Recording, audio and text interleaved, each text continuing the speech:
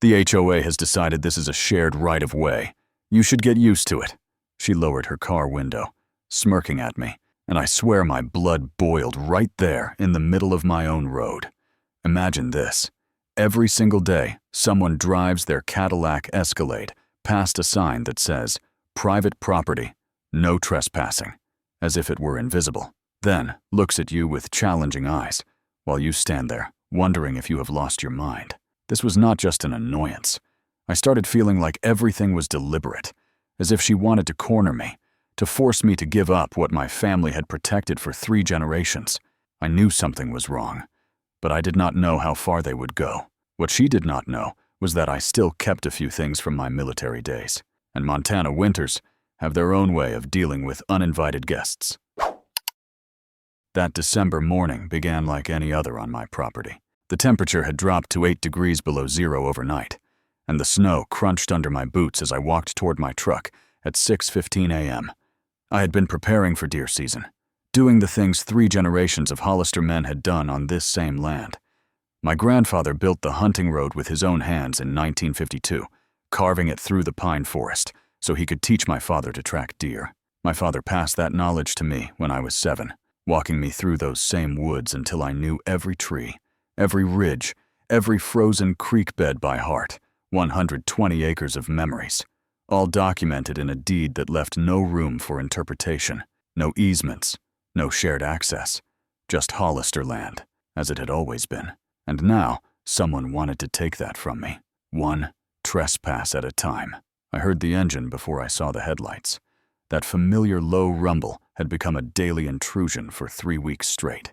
12 times I had documented it. 12 photographs with timestamps, license plates, and that no trespassing sign clearly visible in each frame. The black Cadillac Escalade appeared at 6:17 a.m., right on schedule, its headlights cutting through the gray morning like it owned the place. Brenda Whitmore was the president of the Pinecrest Estates Homeowners Association, the development that had sprouted 200 meters from my property line 18 months ago. In that short time, she had already forced 2 local businesses to change their signage for aesthetic violations and convinced the county to reroute a school bus because it disrupted community tranquility. The woman knew how to wield power, and she had decided my private road was her next conquest. I stepped into the middle of the road and held up my hand. It was a calculated move, not reckless bravado. 8 years as a military police officer had taught me how to read a situation, how to position myself where a vehicle would have to stop rather than swerve. My truck blocked most of the path behind me. She had no choice but to brake. The Escalade stopped about 10 feet from where I stood, and I watched Brenda compose her irritation into that practiced smile I had come to recognize as her opening move. She lowered her window, and the warm air from her heated seats spilled out into the frozen morning. "Mr. Hollister," she said, her voice smooth as polished ice, "we have discussed this. This road is the only reasonable shortcut to Highway 93. The HOA has determined it should be designated as a community access route." I kept my voice level. "This land has belonged to my family since 1952. There is no easement. There is no right-of-way. You are trespassing." She tilted her head slightly, the way someone might look at a child who refuses to understand simple math. "We will see what the HOA lawyer has to say about that. I have found that most property disputes in this county tend to resolve themselves once people understand the full picture." She let that hang in the air for a moment. "Now move your truck." I did not move. Instead, I pulled out my phone and photographed her vehicle, capturing the license plate and the sign in a single frame. "Trespass number 12, I said calmly. "All documented." Something shifted in her expression then, a flicker of calculation replacing the performative annoyance. She revved the engine slightly, her tires inching closer to my boots. "Mr. Hollister, Pinecrest is growing. The HOA is becoming very influential in this county. It would be wise for you to cooperate rather than make enemies." Her smile hardened. "Some fights simply are not worth having." Before I could respond, she hit the gas. Her tires sprayed a wave of dirty slush directly onto my jacket and face, and by the time I wiped the grit from my eyes, the Escalade was disappearing down my road. Nothing remained but tire tracks in the snow and exhaust hanging in the cold air. Back in my cabin, I poured coffee and opened my laptop to review the deed for the dozenth time. 120 acres. including the entirety of the hunting road. No easements listed, no exceptions. The document was airtight, but Brenda's confidence gnawed at me. People that sure of themselves usually have a reason. I checked my email and found something in spam that made me pause. A message from Pinecrest Estates HOA informing me that I was required to comply with community transportation regulations regarding shared roadways. It referenced bylaws I had never agreed to and membership in an organization I had never joined. They were building a paper trail, manufacturing legitimacy out of thin air. My eyes drifted to an old footlocker in the corner, the one holding my military gear. Inside was a rolled-up spike strip I had kept as a memento from my MP days. I had not thought about it in years. Outside my window, the television droned on about the weather. Major snowfall expected this weekend, the forecaster announced. 18 to 24 inches possible. Residents should avoid unnecessary travel. My phone buzzed. Unknown number. Brenda's voice came through before I could speak. Mr. Hollister, I just sent you an official notice. The HOA is holding a special meeting Saturday evening to vote on the road access issue. If you do not attend, we will proceed without your input.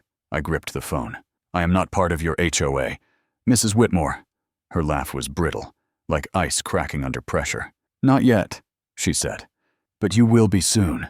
The line went dead. I stood there in the silence, watching the snow begin to fall outside, and for the first time, I wondered what exactly I was up against. The next morning, I drove 45 minutes to the Flathead County Records Office in Kalispell. If Brenda Whitmore wanted to play games with paperwork, I needed to understand exactly what I was dealing with. The building was one of those government structures built in the 1970s and never updated since, all brown brick and fluorescent lighting that hummed overhead like a migraine waiting to happen.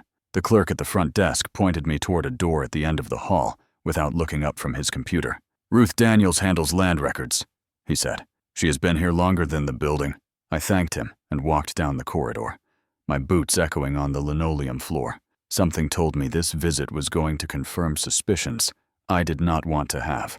Ruth Daniels turned out to be a woman in her early 60s, with silver hair pulled back in a practical bun and reading glasses perched on the end of her nose. Her office was small, but meticulously organized, filing cabinets lining every wall and folders arranged in neat rows on her desk. She looked up when I knocked, and something in her expression shifted when I introduced myself. Hollister, she repeated slowly, testing the name. You are the one with the hunting property near Pinecrest. I nodded, surprised. Word travels fast in county offices, she said, especially when certain people start asking certain questions. She gestured for me to sit, and I felt the first prickle of unease crawl up my spine. Someone had been asking about my land, and Ruth Daniels knew exactly who. The question was how much of a head start they already had. She pulled my property file without searching, which told me she had reviewed it recently. The deed showed 120 acres clearly delineated, including the full length of the hunting road. Clean title since 1952, Ruth confirmed, tapping the document. No easements, no amendments, no exceptions. But her tone suggested relief was premature. However, she continued, lowering her voice, a lawyer named Douglas Pembroke came in 2 weeks ago, representing something called White Ridge Development LLC. He reviewed everything related to your property and asked whether there were ways to establish a prescriptive easement or challenge the boundaries. She paused. He seemed disappointed when I explained that your deed is airtight. But Mr. Hollister, men like that do not give up easily. They find other angles. That phrase stuck with me. Other angles. It meant they were already moving, already planning their next approach while I was still trying to understand the first one. Ruth led me to a large zoning map on the wall near her desk. She pointed to an area where green rural shading met beige residential zoning. Pinecrest Phase 2, she said quietly. Proposed expansion. Submitted 6 months ago. I leaned closer, and my stomach dropped. The proposed development sprawled across a large section of forest, but what caught my attention was the single point where all the planned roads converged. My hunting road. It cut directly through what would become the main entrance for the entire project. Every other approach was blocked by terrain too steep for construction. They need your road, Ruth said, stating what had become painfully obvious. Without it, Phase 2 is dead on arrival. I stared at that map for a long moment, watching my quiet life rearrange itself into something I had not asked for. Brenda Whitmore was not harassing me over a shortcut. She was trying to break me down piece by piece until I surrendered the one thing standing between her and a fortune. I drove home and called Tom Beckett, an old friend from my military police days, who now worked as a private investigator in Missoula. I gave him the name White Ridge Development LLC and asked him to find out who was behind it.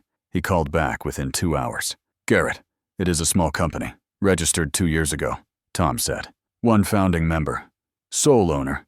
He did not pause for drama. "Brenda Whitmore." I sat down slowly, staring at the snow-covered road through my window. The HOA president and the developer were the same person. Everything she had done, the trespassing, the fake regulations, the veiled threats, all of it was designed to wear me down until I sold or lost control of my land. She was not enforcing community rules. She was executing a business plan, and I was the only obstacle left. That evening, I reviewed the Pinecrest HOA bylaws one more time. There was nothing about rights of way over adjacent private property. The community access route she kept referencing did not exist in any document.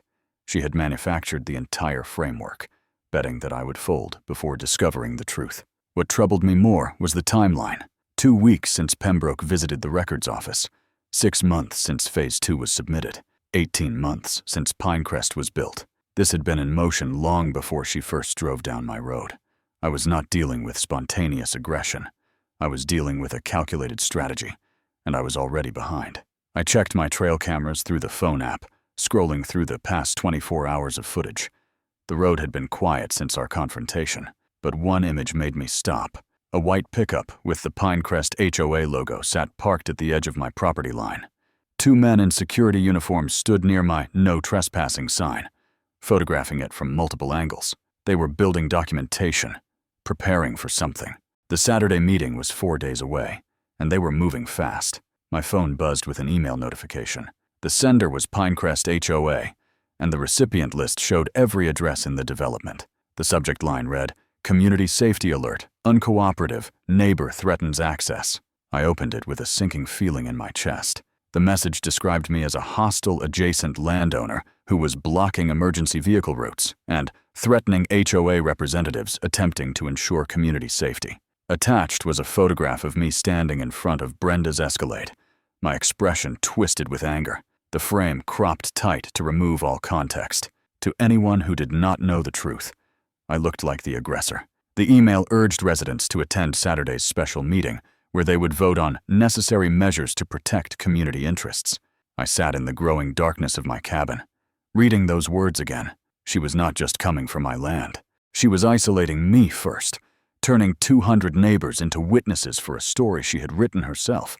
By Saturday, I would be the villain in my own home, and I still did not know how far she was willing to go. Tom Beckett called the next morning, and what he told me changed everything. "Garrett, Brenda Whitmore is not just playing HOA president," he said. "She has a signed development contract with Sterling Mountain Resorts to turn Pinecrest Phase 2 into a luxury ski resort community. Condos, boutique hotel, ski lodge. Total project value is $12.8 million. I leaned against my kitchen counter, letting that number settle. $12.8 million. That explained everything. The trespassing, the fake regulations, the smear campaign. None of it was about a shortcut to the highway. It was about clearing me out of the way of a fortune. Tom kept going, and the picture got worse. My property was appraised at one point, $2 million as undeveloped forest land, but with road access and development rights. That same 120 acres was worth $4.2 million. She needs your land. Garrett, without your road. Sterling Mountain has no entry point. The contract says closing is contingent on acquiring your parcel. If she fails, the deal collapses, and she forfeits her deposit. I asked when. March 15th. 6 weeks. 6 weeks. That was all the time she had left to take everything my family had built across 3 generations. Every aggressive move suddenly made sense. She was not just harassing me. She was racing a deadline, and desperation was driving her strategy.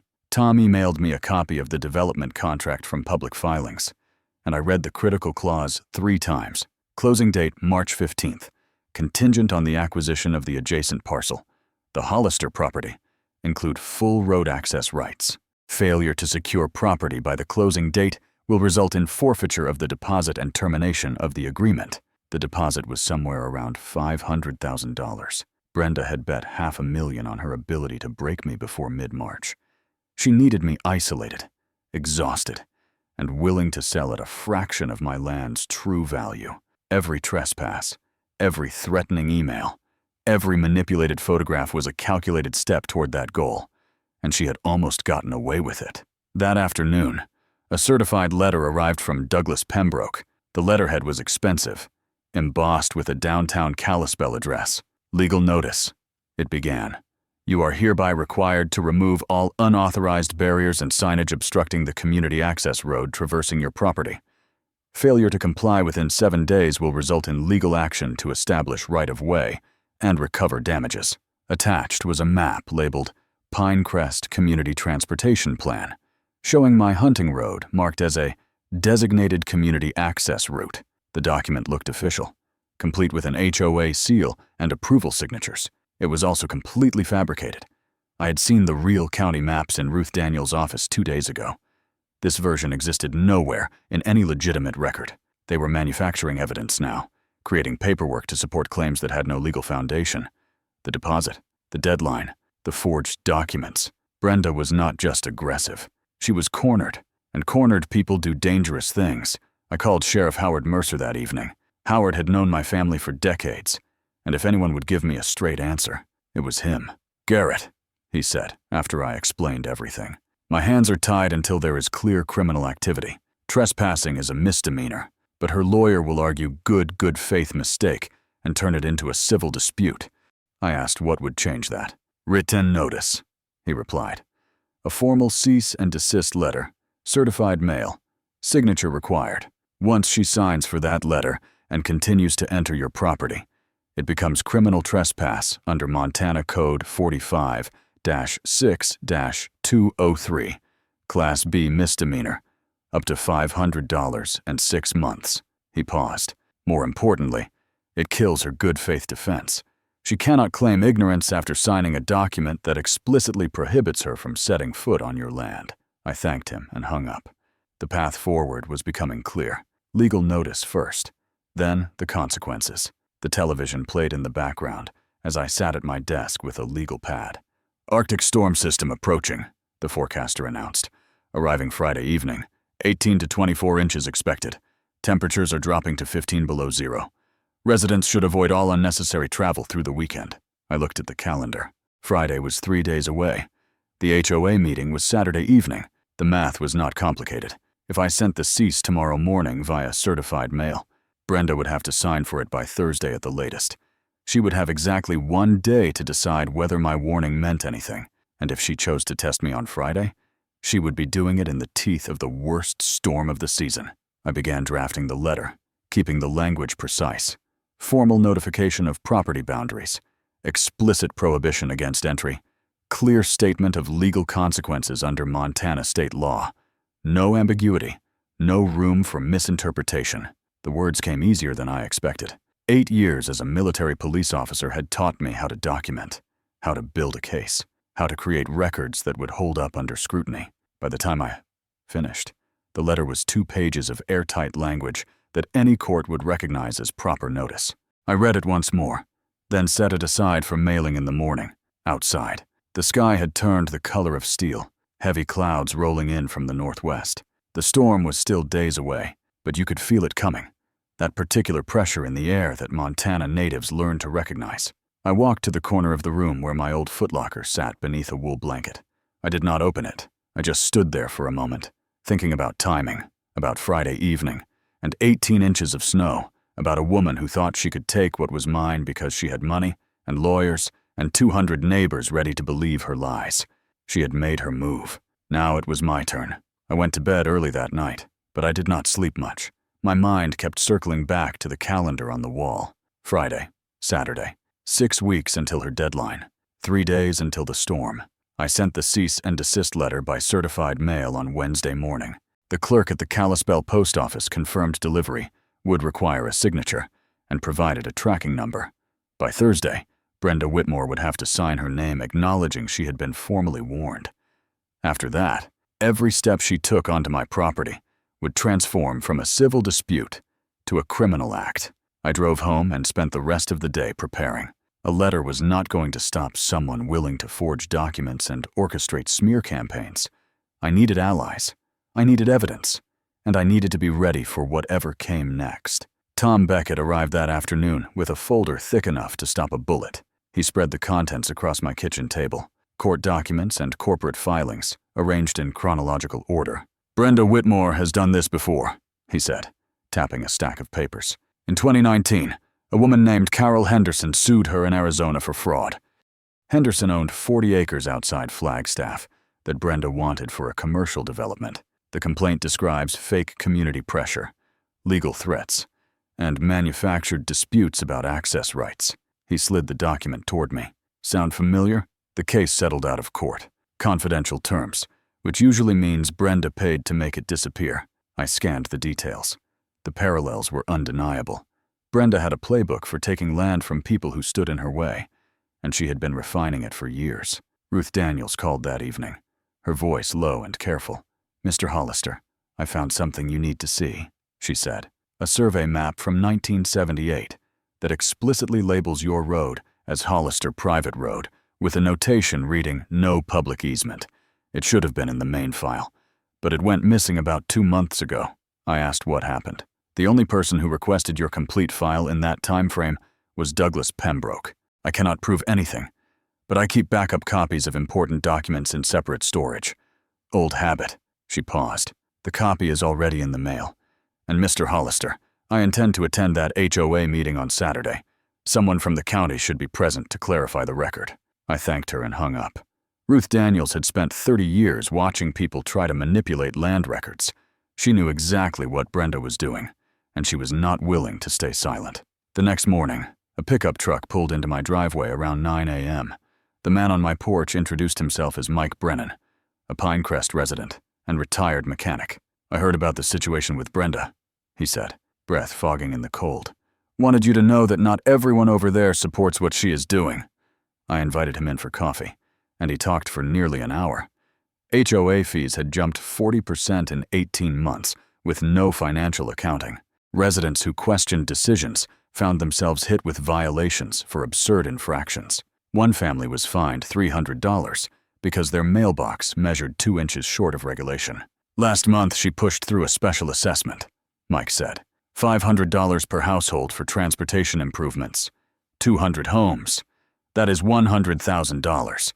And nobody has seen a receipt or a report." He showed me photographs of meeting minutes on his phone. The money had been collected 2 weeks ago. No documentation existed showing where it went. After Mike left, I walked out to the hunting road. The section I was thinking about sat 300 meters from the main gate, where the road curved through dense pine forest and snow drifted deep on both sides. No cell signal reached that stretch. A vehicle that lost mobility there would have no easy way out, especially in winter conditions. I was not looking to cause harm, but my property had been invaded 12 times in 3 weeks, and the woman responsible had just torn up a legal notice warning her to stop. Montana law allowed property owners to take reasonable measures to prevent trespassing. If Brenda chose to ignore that warning, she would face the natural consequences of her decision. I retrieved the spike strip from my footlocker and inspected it. Portable, quick to deploy, quick to remove. I repositioned 2 trail cameras to cover the curve and the no trespassing sign. Whatever happened next would be documented. Thursday afternoon, I watched through binoculars from a ridge as the postal carrier turned into Pinecrest Estates. 20 minutes later, Brenda emerged from her house holding an envelope. I could see her face change as she read. She stood frozen for a long moment, then ripped the letter in half and scattered the pieces across her lawn. It did not matter. The tracking system confirmed delivery and signature. She had been formally notified under Montana Code 45-6-203. Any further entry onto my land was criminal trespass, and the good faith defense her lawyer might have used was now worthless. That night, the weather report delivered exactly what I had been expecting. Arctic storm arriving Friday evening. 18 to 24 inches by Saturday morning. Wind chills are dropping to 25 below zero. Travel not recommended. I set the spike strip by the door and went to bed early. Friday morning, 6 a.m. I woke to the sound of an engine in the distance. The sky through my window was steel gray, heavy with the storm that would arrive in 12 hours. I did not need to check the trail camera app to know what was coming. I could hear it, that familiar low rumble I had documented 12 times before. I pulled on my boots and jacket, grabbed the spike strip, and walked out into the frozen air. Down the road, maybe half a mile out, headlights cut through the morning gloom. A black Cadillac Escalade, moving at a steady pace toward my gate. Brenda Whitmore had received my letter. She had read the warning. She had ripped it up and thrown it away. And now, less than 24 hours later, she was coming back. I looked at the sky, then at the road, then at the equipment in my hand. She had made her choice. Now, she would live with the consequences. The Escalade passed my gate at 6:47 a.m. I watched from the tree line as Brenda Whitmore's SUV rolled past the no trespassing sign without slowing. The trail camera captured everything. Her license plate, the sign in frame, and through the windshield, her face turning toward the lens with something like defiance. She knew exactly where she was. She had signed for my warning less than 24 hours ago. I waited until her taillights disappeared around the first bend, then moved to the curve 300 meters in where the snow drifted deepest. The spike strip unrolled in seconds. I stepped back into the pines and waited. She came back 11 minutes later, faster than before. The Escalade rounded the curve at maybe 25 miles per hour. 4 sharp pops broke the silence as the tires met the spikes. The SUV lurched right. Then the back end swung around on the snow-packed surface. She braked, which only made it worse. The vehicle slid sideways off the road and buried itself in a drift against a fallen pine. Passenger side sinking to the windows. The engine died. Steam curled from the hood. Then, nothing but wind through the trees, and the first flakes of snow beginning to fall. I retrieved the strip and walked toward the vehicle. Brenda was struggling with her door, fighting the angle of the buried car. She finally pushed it open and tumbled out, her boots sinking to mid-calf in the snow. When she saw me, her face shifted from confusion to fury. "What did you do?" she demanded, her voice cracking. I stopped 10 feet away. "You are on private property. You received written notice yesterday." She looked at her car, then at me, then at her boots disappearing in the white. "I will destroy you," she said. "This is assault. I will have you arrested." I said nothing. The snow fell between us, soft and steady. She pulled out her phone and jabbed at the screen. Her face changed when she saw what I already knew. "No signal out here," I said. "Never has been." The flakes were thickening now, accumulating on her coat and hair. She looked back down the road, calculating. "How far to the main road?" Her voice had lost some of its edge. "About 3 miles. Storm is coming in tonight. 18 to 24 inches expected." I watched her process that. No phone, no car. 3 miles in designer boots through a blizzard that had not even started yet. The math was simple, and none of it worked in her favor. "You cannot leave me here," she said. For the first time, I heard something beneath the arrogance. "You are free to walk," I replied. "Or wait in your car. I reported a trespasser to Sheriff Mercer this morning. He will send someone when conditions allow. Probably tomorrow, given the forecast." She stared at me, breath fogging in the cold. "Tomorrow, you expect me to stay here overnight?" I turned and started walking back toward my cabin. "I expect you to deal with the situation you created." Her voice followed me, threats and accusations, but the falling snow swallowed the words before they reached very far. By the time I crossed back onto the main path, there was only silence. The storm arrived by early afternoon, earlier than predicted. By 4 p.m., visibility dropped to near zero. Wind howled through the pines at 30 miles per hour, bending the smaller trees and driving snow horizontally across the road. I stayed inside, watching the white chaos through my windows. By 8 p.m., nearly a foot had accumulated. I checked the trail camera remotely. The Escalade was disappearing frame by frame, black paint vanishing under white, until only the roof and antenna showed. I could not see if she was inside.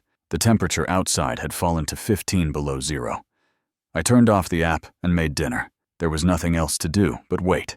Saturday morning came clear and still. The storm had blown itself out before dawn, leaving 22 inches of fresh snow and temperatures at 18 below.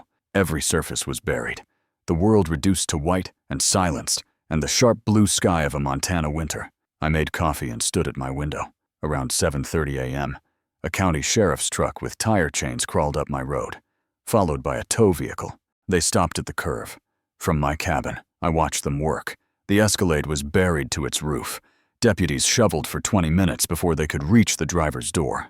When it finally opened, Brenda emerged looking nothing like the woman who had sneered at me for 3 weeks.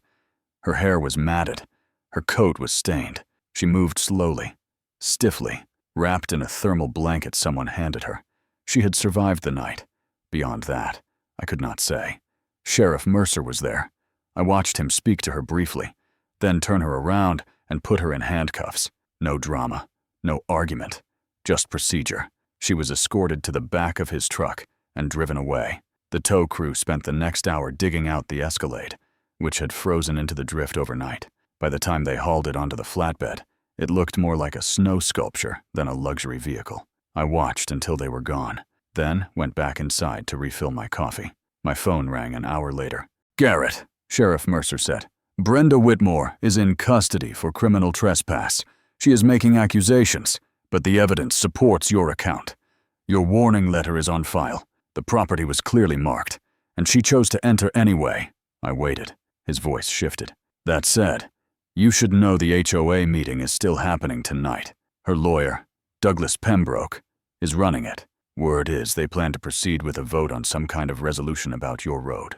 I thanked him and hung up. Outside, the sun was climbing over the snow-covered pines, turning everything to blinding white. Brenda was in a cell. Her car was on a flatbed somewhere, and the fight was not over. I looked at the folder on my kitchen table. The deed, the 1978 map, the White Ridge contract, the financial records Mike Brennan had photographed. Tonight, 200 residents of Pinecrest Estates were going to learn exactly who their HOA president really was. The counterattack came before noon, while Brenda Whitmore sat in a holding cell at the Flathead County Sheriff's Office.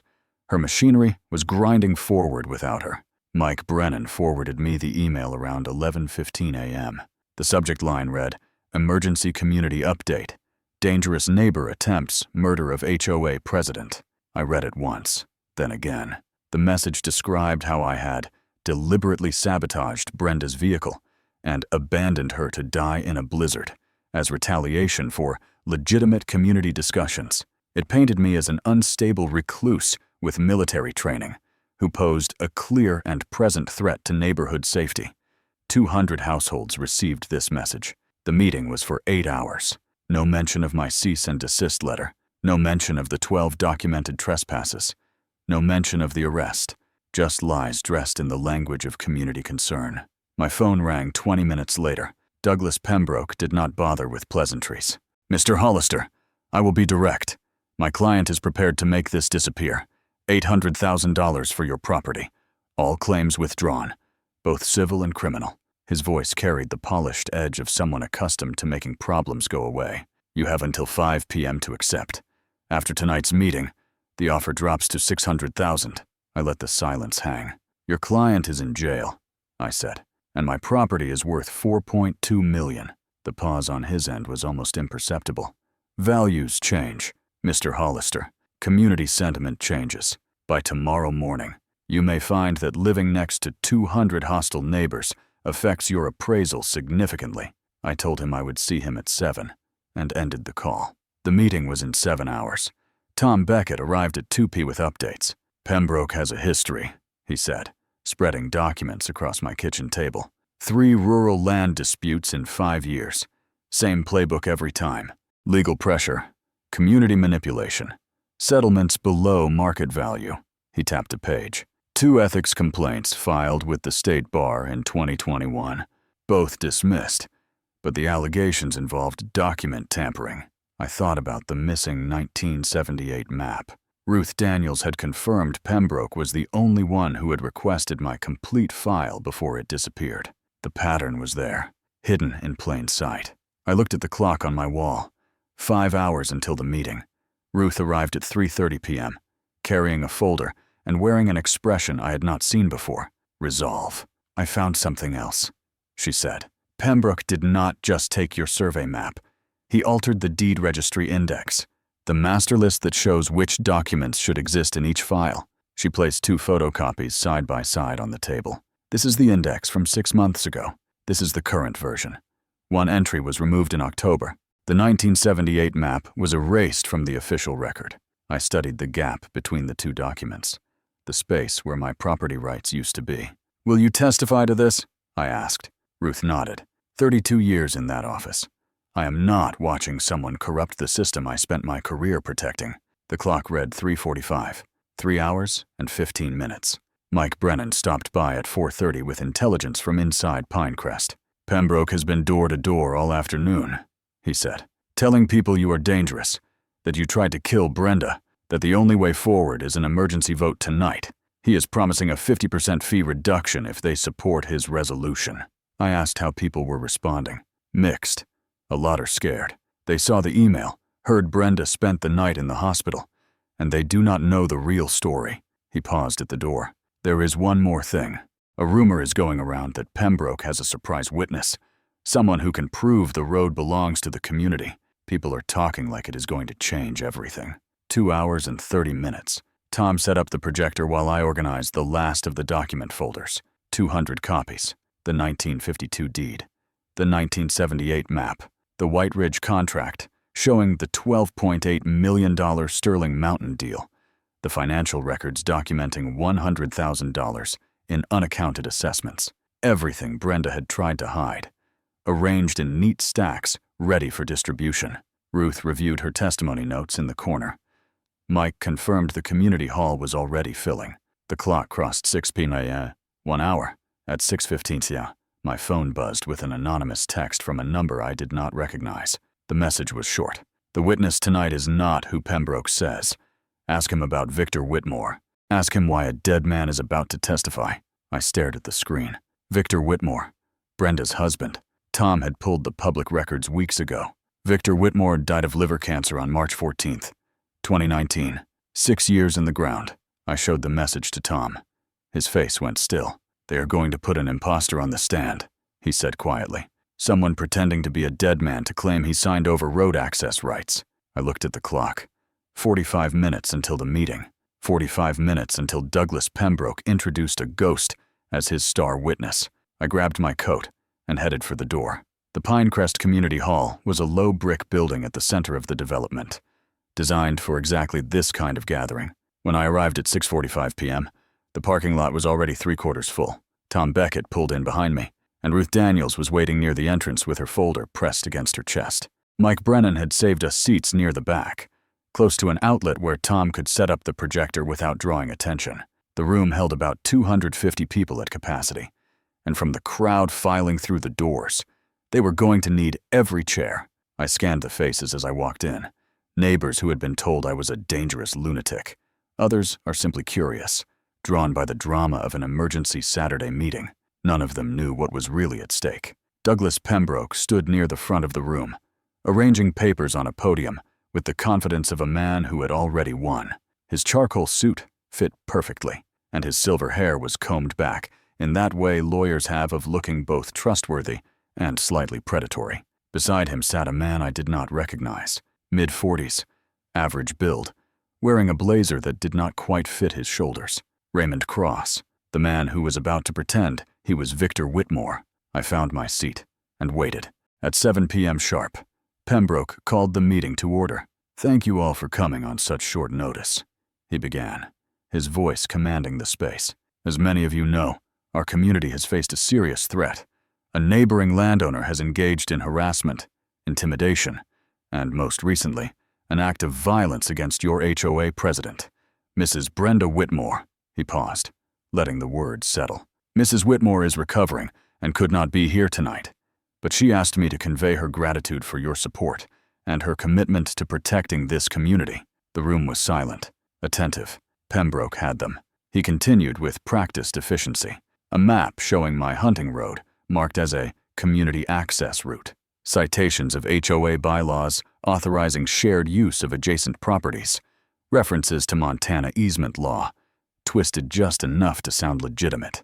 Then he turned toward the front row. "Ladies and gentlemen, I would like to call Victor Whitmore to address the community." Raymond Cross stood and walked to the podium. I heard someone whisper that Victor was Brenda's husband, involved in the original development planning.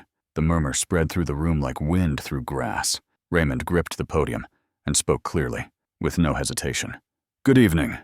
My name is Victor Whitmore. In 2010, I negotiated an access agreement with the previous owner of the Hollister property. This agreement granted Pinecrest Estates permanent right-of-way through the hunting road in exchange for a payment of $15,000. He held up a document, official-looking even from the back of the room. I have the signed agreement here. The current owner, Mr. Garrett Hollister, inherited this obligation when he took possession of the land. His refusal to honor it is illegal and endangers our entire community. He stepped back from the podium, and Pembroke nodded with satisfaction. The presentation was complete. The narrative was locked. Pembroke addressed the room again. You have heard the evidence. You understand the threat. I am now calling for a vote on Resolution 24-7, authorizing the Pinecrest Estates Homeowners Association to pursue all legal remedies necessary to secure community access rights and recover damages from the adjacent property owner. He smiled, the calm smile of a man watching dominoes fall exactly as planned. All in favor, please raise your... I stood up. The movement was sudden enough that heads turned before Pembroke could finish his sentence. He paused, his expression shifting from confidence to controlled irritation. Mr. Hollister, he said, this is not the time for interruptions. You will have an opportunity to respond after the vote is recorded. I did not sit down. I walked toward the front of the room, my footsteps the only sound in the sudden quiet. 200 people watched me cross the space between the back row and the podium. I stopped about 10 feet from Raymond Cross, close enough to see the slight tension in his jaw. Before anyone votes, I said, my voice carrying easily in the silence. I have one question for Mr. Whitmore. I looked directly at Raymond, holding his gaze. Victor Whitmore, husband of Brenda Whitmore, died of liver cancer on March 14th, 2019. He is buried at Glacier Memorial Cemetery, plot number 417. Raymond's face went pale. His mouth opened, but nothing came out. I did not look away. So I need to ask, who are you really? Raymond Cross looked like a man watching his own execution. The color drained from his face completely, his hands gripping the podium edge until his knuckles turned white.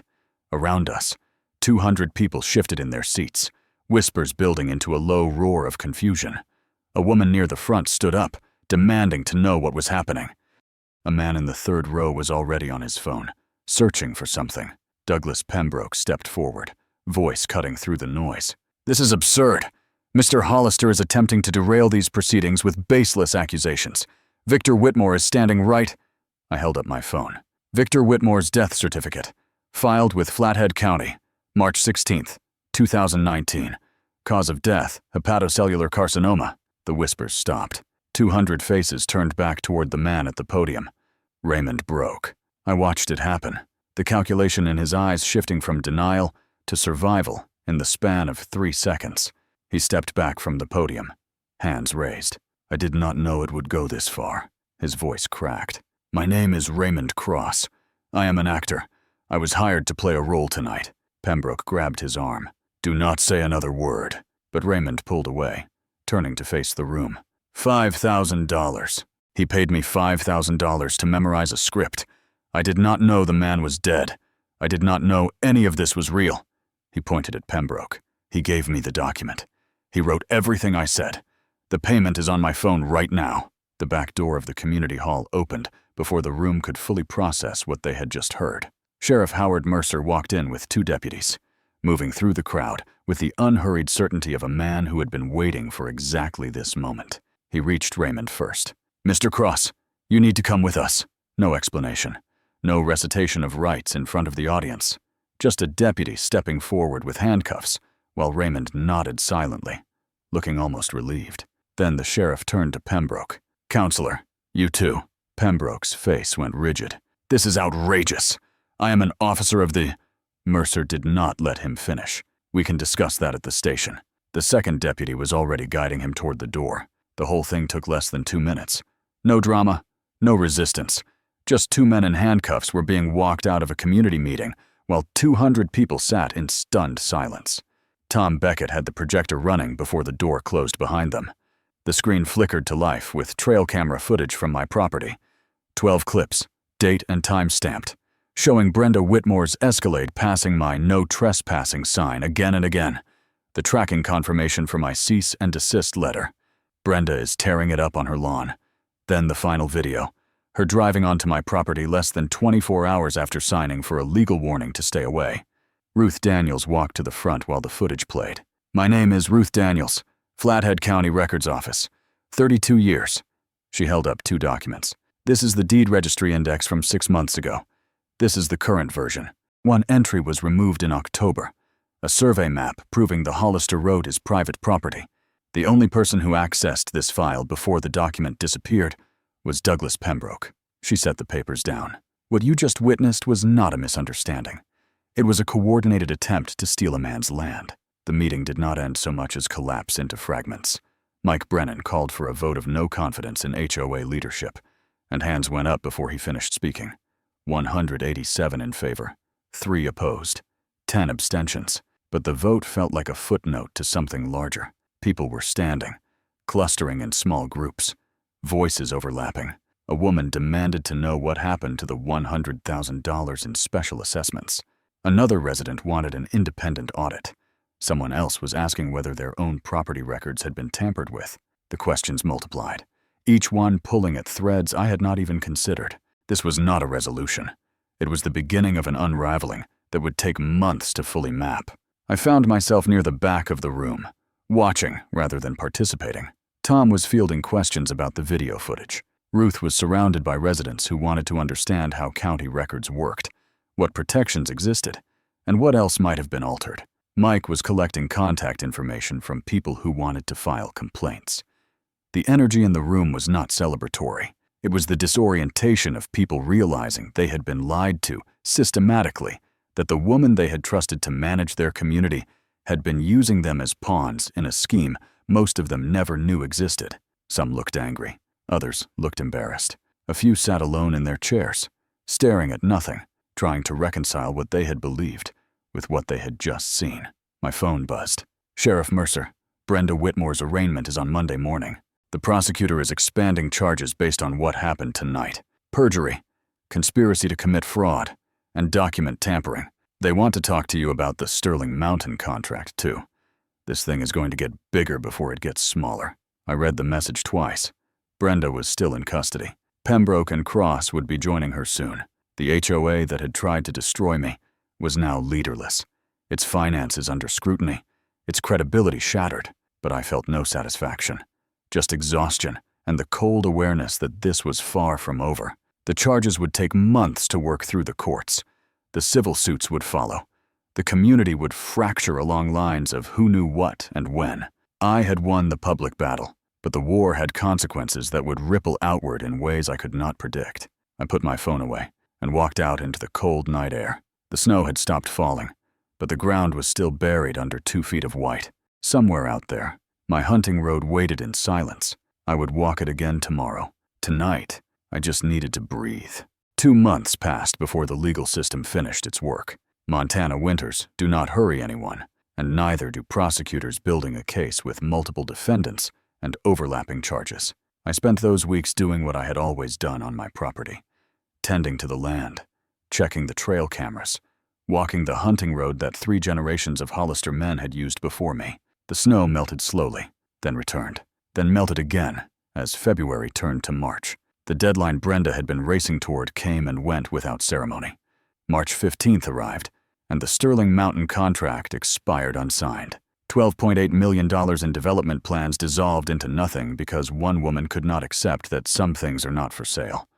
I heard through Tom Beckett that the resort company had already moved on to a different location somewhere in Wyoming. Pinecrest Phase 2 would never exist. The sentencing hearings happened in stages throughout late February and early March. Brenda Whitmore went first, standing before Judge Patricia Coleman in a Kalispell courtroom wearing the same kind of expensive clothing she had worn to intimidate me, though it fit differently now. The charges had been consolidated into criminal trespass, conspiracy to commit fraud, and attempted theft by deception. Her lawyer tried to argue that she was a respected community leader who had made errors in judgment, but Judge Coleman was not persuaded. The sentence came down on February 28th, 18 months suspended, 3 years probation, $50,000 in fines and restitution, a permanent ban from serving on any homeowners association board in the state of Montana for 10 years. She would not see the inside of a prison cell, but her reputation was destroyed. Her company was bankrupt, and her name had become synonymous with HOA corruption across half a dozen regional news outlets. The Flathead Beacon ran a 3-part series on her scheme that got picked up by national media. By the time she walked out of that courtroom, Brenda Whitmore had become a cautionary tale. Raymond Cross cooperated fully from the moment Sheriff Mercer put him in handcuffs. His testimony helped build the case against both Brenda and Pembroke, and the prosecutor recommended leniency in exchange. He received 6 months suspended, 2 years probation, and $5,000 in fines. The judge noted that Cross had been a pawn rather than an architect, though she also made clear that ignorance was not a defense for impersonating a dead man in a legal proceeding. I never saw him again after the trial. Someone told me he moved to Oregon and gave up acting entirely. Douglas Pembroke fought the charges longer than anyone, hiring expensive attorneys and filing motion after motion to delay proceedings. It did not help. The Montana State Bar suspended his license for 2 years, pending a full ethics review. The criminal charges for subornation of perjury and document tampering resulted in 18 months probation, $25,000 in fines, and 200 hours of community service. His practice collapsed. His partners dissolved the firm. The last I heard, he was working as a legal consultant in Billings, a long way from the charcoal suits and embossed letterheads of his former life. The HOA underwent its own transformation. The independent audit Mike Brennan demanded revealed that $78,000 of the $100,000 collected in special assessments had been funneled into White Ridge development accounts. The new board, led by Mike himself, filed civil suits to recover the funds. They also rewrote the bylaws from scratch, adding transparency requirements and spending limits that would make another Brenda Whitmore impossible. I received a formal letter of apology from the Pinecrest Estates Homeowners Association, signed by Mike and the entire new board. They offered to rename the main road through their development Hollister Way as a gesture of reconciliation. I declined. I had my own road, and that was enough. Ruth Daniels retired from the county records office in April, though she said the Whitmore case had nothing to do with her decision. She had been planning to leave for years, and the timing just happened to line up.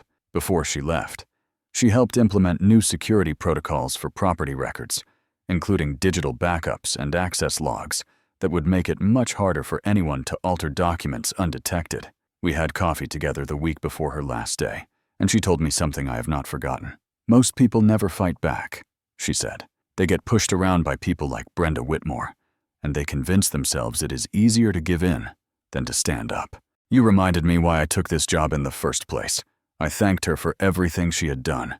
Without her backup of that 1978 map, without her willingness to testify, the outcome could have been very different. Spring arrived slowly, the way it always does in northern Montana. The snow receded from my hunting road inch by inch, revealing the gravel and packed earth underneath. I walked the full length of it one morning in early April, from the main gate to the ridge where my grandfather used to sit and watch for deer. The trail cameras were still in place, though I had not reviewed the footage in weeks. There was nothing to see anymore. No black Escalade, no trespassers, no threats, just pine trees and melting snow and the sound of wind through branches that had stood on this land longer than any of us. I stopped at the curve where Brenda's car had gone off the road, where she had spent a night trapped in a blizzard of her own making. The snow was gone now. Grass was beginning to push through. By summer, there would be no trace of what had happened there. I had a new sign made and installed it at the entrance to my property the following week. The old one had served its purpose, but it felt right to mark this chapter with something permanent. The new sign was larger, carved from cedar by a craftsman in Whitefish. It read, Hollister Family Hunting Road, private property, since 1952. Below that, in smaller letters, is a line I added myself. Trespassers will find the road less welcoming than they expect. I stood back and looked at it for a long moment, thinking about my grandfather building this road with his own hands, my father teaching me to track deer along its edges, the 3 generations of memory embedded in every foot of gravel and dirt. Some things cannot be bought. Some things cannot be taken. Some things are worth protecting no matter the cost. I turned and walked back toward my cabin, leaving the sign to do its work. The hunting road stretched out behind me, quiet and patient, waiting for the next season to begin. If you stayed until the end of this story, you understand what it means to fight for what is yours. The battle between right and wrong does not always make headlines, but it matters. Every story on this channel is about ordinary people who refused to back down when someone tried to take what they had earned. If that resonates with you, consider subscribing to Karma Fence and sharing this story with someone who needs to hear it. Justice is real, and so is karma.